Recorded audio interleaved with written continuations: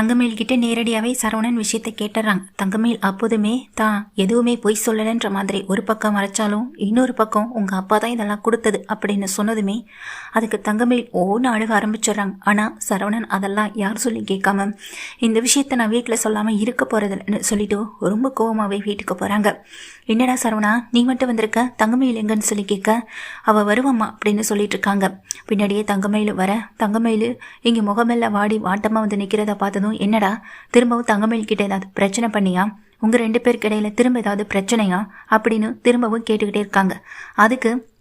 அதுக்கு சரவணனும் அப்பாவுக்கு ஃபோன் பண்ணியிருக்கேன், அப்பா இப்போ வந்துடுவாங்கன்னு சொல்லும்போது கொஞ்ச நேரத்தில் பாண்டியன் வந்துடுறாரு. அதே போல் மாணிக்கத்தையும் கூட்டிகிட்டு வந்துடுறாங்க. என்ன தம்பி இங்கே தங்கமேலுக்கு சர்ப்ரைஸ்ன்னு சொல்லி வெளியே கூட்டிகிட்டு போனீங்க, என்ன விஷயம்னு சொல்லிட்டு கேட்குறாங்க.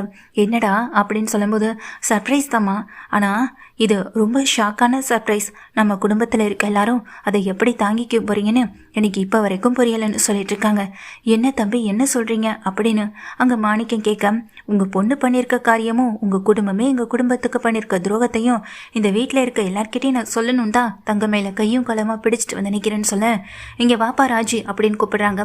என்ன மாமான்னு சொல்லும்போது இதை வாங்கி பாரு அப்படின்னு சொல்லி இங்கே கொடுக்குறாங்க. பார்த்த ராஜு அதிர்ச்சியாக என்னடி என்ன இது அப்படின்னு சொல்லி கேட்க தங்கமேல் அக்காவுடைய ஆதார் கார்டு அப்படிங்கிறாங்க. இதில் என்னடா ரகசியம் இருக்குன்னு சொல்ல நீயும் வாங்கி பாருமா உனக்கே தெரியும்னு சொல்கிறாங்க. அதை வாங்கி பார்த்ததுமே வாயில் கையை வச்ச மாதிரி அப்படியே நிற்கிறாங்க.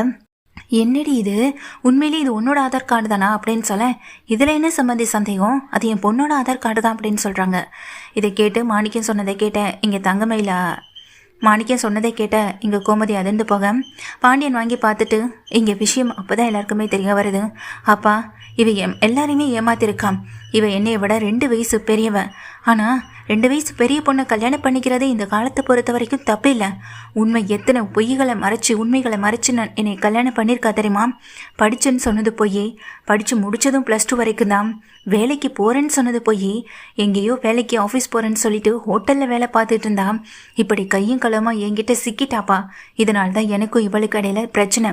குழந்தை விஷயத்தில் போய் இப்போ வயசு விஷயத்தில் போய் இன்னும் எத்தனை போய் இந்த குடும்பமே நம்ம குடும்பத்தை ஏமாத்திட்டு இருக்குன்னு தெரியலப்பா அப்படின்னு சரவணன் அழுக.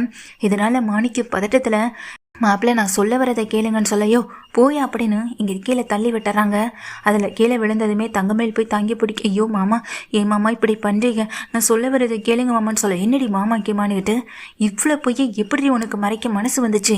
ஒவ்வொரு தடவையும் அவன் சத்தம் போடுறதெல்லாம் அப்படியே அவன் மேலே பழியை தூக்கி போட்டுட்டு இங்கே நீ தப்பிக்கிறதுக்காக என்ன நாடகம் நடத்தின, இனிமேல் உன் நாடகம்லாம் இந்த வீட்டில் செல்லவே செல்லாதடி அப்படின்னு சொல்கிறாங்க. அந்த நேரத்தில் இங்கே மாணிக்கம் பாக்கியத்துக்கு ஃபோன் பண்ணி சொல்ல அந்தளவுக்கு ஆகிப்போச்சு அந்த வீட்டில் இருக்கவங்களுக்கு. இப்போவே வரேன்னு சொல்லிட்டு பாக்கியம் என்ன பண்ணுறாங்க, போலீஸ் ஸ்டேஷனுக்கு போயிட்டு போலீஸை கூட்டிக்கிட்டு நேராக வராங்க. போலீஸோட அங்கே வரும்பொழுது போலீஸும் வந்துட்டு என்னம்மா என்ன பிரச்சனைன்னு வீடு தேடி வந்து கேட்கவும் செய்கிறாங்க. ஐயா என் பொண்ணை இப்படி கஷ்டப்படுத்துகிறாங்க, கல்யாணம் பண்ணி கொடுத்த இடத்துல அவளுக்கு கொஞ்சம் கூட நிம்மதியோ இல்லை சந்தோஷமும் இல்லை அப்படின்னு சொல்லிட்டு எங்கள் பழியை தூக்கி போடுறாங்க. அப்படியெல்லாம் ஒன்றும் இல்லைங்க மேடம், இங்கே எந்த பிரச்சனையும் இல்லை அப்படின்னு சொல்ல எங்கள் அப்பாவை இப்படி கீழே பிடிச்சி தள்ளி விட்டுட்டாங்களேன்னு சொல்லிட்டு அழுக. என்னம்மா என்ன பிரச்சனை அப்படின்னு சொல்லி கேட்க மேடம் நானே விஷயத்த சொல்கிறேன்னு சரவணன் வரேன், நீ யாருப்பான்னு சொல்லி போலீஸ் கேட்க இவளுடைய புருஷன் தான், ஆனால் இனிமேல் இருக்க போகிறதில்ல அந்த உறவில் அப்படின்னு சொல்லிட்டு இவளை கல்யாணம் பண்ண நாள்லேருந்து இப்போ வரைக்கும் என்கிட்ட என் குடும்பத்தை ஏமாத்திட்டு இருக்கா மேடம்.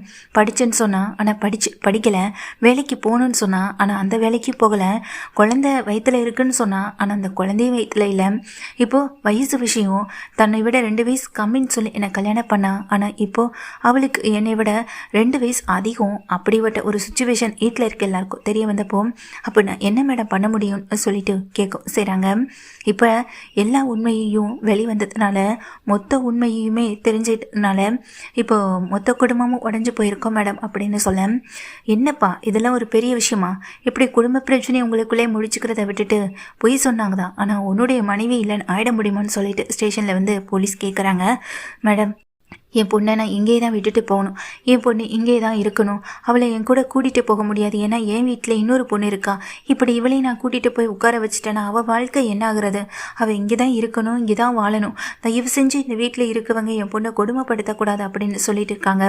நீங்கள் ஒரு கம்ப்ளைண்ட் கொடுங்க, நான் இப்போவே உங்கள் வீட்டு மாப்பிள்ளையை கூட்டிகிட்டு போய் விசாரிக்கிறேன்னு போலீஸ் சொல்ல கொஞ்சம் நிறுத்துங்க மேடம் அப்படின்னு சொல்லிட்டு ராஜி வராங்க.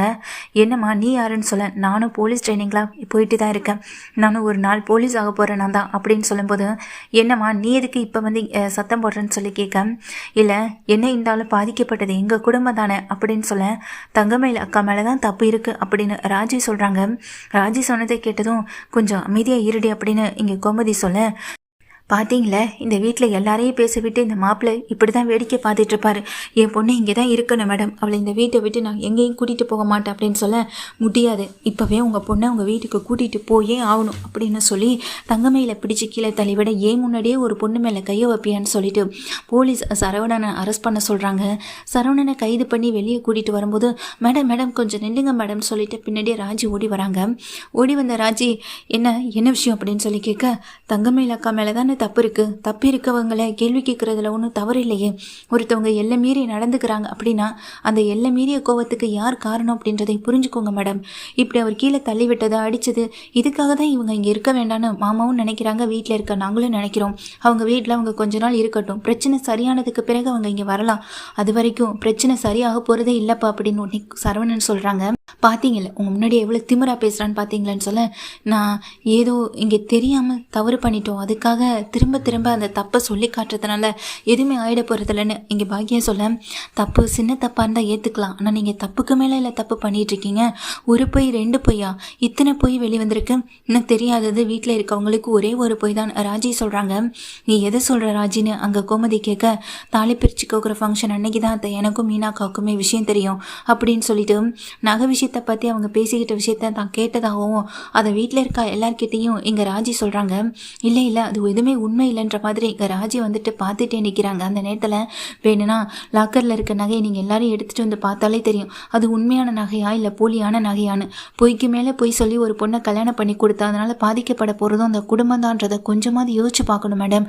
நகைக்கு ஆசைப்பட்டதே எங்கள் குடும்பம் கிடையாது. அதே நேரம் பொய் சொல்லி தான் இந்த கல்யாணத்தை நடத்தணுன்ற அவசியமும் கிடையாது. எல்லாத்துக்கும் போய் எல்லா இடத்துலையும் போய்னா எப்படி மேடம் ஒருத்தவங்களால உண்மையாக இருக்கிற ஒருத்தவங்களால அதை தாங்கிக்க முடியும், ஏற்றுக்க முடியும்? அந்த தப்பை தான் இப்போது இங்கே சரவணன் மாமாவுக்கு தங்கமயில் அக்கா பண்ணிகிட்டு இருக்காங்க. நாங்கள் ஒன்றும் நிரந்தரமாக இங்கே தங்கமயில் அக்காவை சரவணன் மாமா வாழ்க்கையிலேருந்து விரட்டி அடிக்க நினைக்கல. கொஞ்சம் கோவம் தண்ணீரை வரையும் அவங்க இந்த வீட்டை விட்டு போய் வெளியில் இருந்தால் நல்லா இருக்குன்னு தான் தோணுதுன்னு சொல்கிறாங்க. இப்படி போலீஸே இதை கேட்டு அதிர்ந்து போக, என்னம்மா ஏதோ பெரிய உத்தம குடும்பம் மாதிரி பெரிய பேச்செல்லாம் வந்து பேசிக்கிட்டு இருந்தேன், இப்போ உன் குடும்பமானதானே கப்பல் ஏறுது, இத்தனை பொய்யா சொல்லி ஒரு பொண்ணை கல்யாணம் பண்ணி கொடுப்ப, போகிற இடத்துல உன் பொண்ணு சந்தோஷமாக வாழணும் அப்படி இப்படின்னு ஏதாவது நினச்சியா? எதையுமே யோசிக்கிறதில்ல. ஆனால் உன் பொண்ணுக்கு கல்யாணத்தை பண்ணி கொடுத்துட்டு இங்கே சந்தோஷமாக இல்லைனாலும் பிரச்சனை இல்லை, ஆனால் தான் வீட்டுக்கு அழைச்சிட்டு போயிடக்கூடாதுன்றதுல உறுதியாக இருக்க. அதுக்கு தான் என்னை ஸ்டேஷன்லேருந்து கூட்டிகிட்டு வந்தியா? உன் பொண்ணு இப்போ நீ உன் வீட்டில் தான் இருப்பான். ஏன்னா இந்த பையன் அந்த அளவுக்கு பாதிக்கப்பட்டிருக்காங்க. இந்த குடும்பத்தில் இருக்கவங்க உன் குடும்பத்து மேலே கம்ப்ளைண்ட் கொடுத்தா போதும், உங்கள் எல்லாரையும் தூக்கி கொண்டு போய் என்னால் உள்ள வைக்க முடியும். அவங்க பெருந்தன்மையோட இந்த ஸ்டேஷன் கேஸு அப்படி இல்லாமல் எதுவுமே வேண்டான்னு சொல்கிறாங்க. அதனால் ஒதுங்கிக்கிறது உங்களுக்கு நல்லதுன்னு சொல்லிட்டு எச்சரிச்சுட்டு தான் போகிறாங்க. இதை அவங்க போனதுக்கு பிறகு எவ்வளோ தைரியம் தான் ஸ்டேஷன்லேருந்து போலீஸை கூட்டிகிட்டு வந்திருப்பீங்க. ஆமாம் தப்பு பண்ணது நீங்கள், இப்படி தப்பு பண்ணிவிட்டு ஸ்டேஷன்லேருந்து ஆளையும் கூட்டிகிட்டு வந்தால் தான் மேலே தப்பு இல்லைன்னு யாராவது நினச்சிப்பாங்களன்ற ஒரு எண்ணமா? இப்போ கூட எனக்கு உங்கள் மேலே எல்லார் மேலேயும் என்னால் கம்ப்ளைண்ட் கொடுக்க முடியும். எங்கள் அம்மாவுக்காகவும் அப்பாவுக்காகவும் தான் இந்த விஷயத்தை நான் விட்டு கொடுத்து நின்றுட்டுருக்கேனே சரவணன் சொல்கிறாங்க. உங்கள் மேலே இவ்வளோ நம்பிக்கை வச்சதுக்கு மொத்தமாக எங்கள் குடும்பத்தில் இருக்க எல்லாரையுமே அவமானப்படுத்திட்டீங்க சம்மந்தி. போதும் சம்மந்தி போதும். இதுக்கப்புறம் நான் எதையுமே சொல்ல தயாராக இல்லைன்னு சொல்லிட்டு இங்கே சொல்லவும் செய்கிறாங்க. இப்படி பாண்டியன் சொல்லும்போது அத்தனை பேரும் அசிங்கப்பட்டு அந்த வீட்டை விட்டு வெளியே போகவும் செய்கிறாங்க. சரவணன் கிட்டே இங்கே பாண்டியனும் சரி கோமதி சரி எங்களை மன்னிச்சிடா அப்படின்னு மன்னிப்பு கேட்கவும் செய்ய, இந்த விஷயம் தெரிஞ்சு எதுக்கடி மறைச்சுன்னு சொல்ல, இல்லை அத்தை அவங்க குடும்ப சூழ்நிலை அந்த ஒரு விஷயந்தான் அப்படி இருப்பாங்க அப்படின்னு நினச்சி தான் அத்தை நாங்கள் இந்த விஷயத்த சொல்லாமல் மறைச்சோம். ஆனால் எல்லா விஷயத்துலையும் இப்படி பொய்யா இருப்பாங்கன்னு இன்றைக்கி மாமா சொல்லி தானே தெரியுது. எல்லாரையும் விட அதிக கஷ்டம் எங்கள் மாமாவுக்கு தான். ஃபஸ்ட்டு மாமாவை தேய்த்தணும் அப்படின்னு இங்கே ராஜி சொல்ல, கதிர் அப்புறம் வீட்டில் இருக்க மற்றவங்க எல்லாருமே இங்கே சரவணன் கிட்ட தான் பேசவும் செய்கிறாங்க. அவங்க மனசை வந்துட்டு மாற்றணும்னு முயற்சி பண்ணவும் செய்கிறாங்க. இன்னொரு பக்கம் இங்கே பாக்கியம் போலீஸை கூட்டிகிட்டு வந்து நாம் நினச்சதை சாதிச்சலாம்னு நினச்சது எல்லாமே தப்பாயிடுச்சு.